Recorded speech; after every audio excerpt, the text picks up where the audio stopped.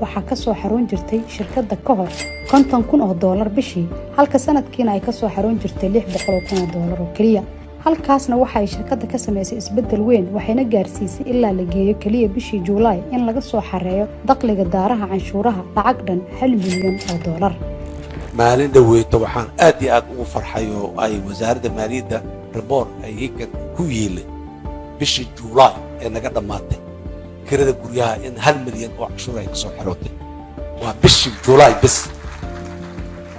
kontankii kun si usoo kordhaysay milyan ay marwaysa.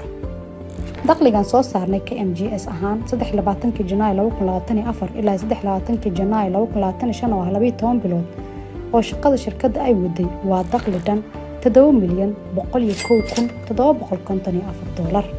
dakhliga ayaan u soo kala xarooday sidan: kwaatar ayaan u soo qaban doonaa kwaatar 1 oo ah January, February iyo March 2024.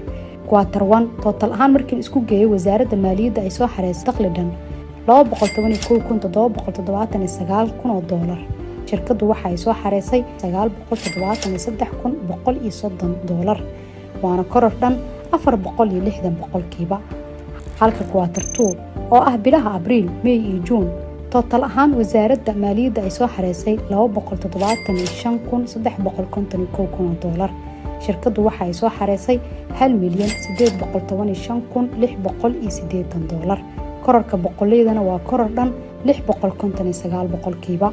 kwaatar 3 ama kwaatarka saddexaad oo ah bilaha Juulaay, Agoosto iyo Sebtembar wasaaradda dakhli ahaan waxa u soo xarooday $403,845, halka shirkadda MGS ay soo xareysay dakhli dhan $2,056,904, waana kororka boqoleyda koror dhan 509%.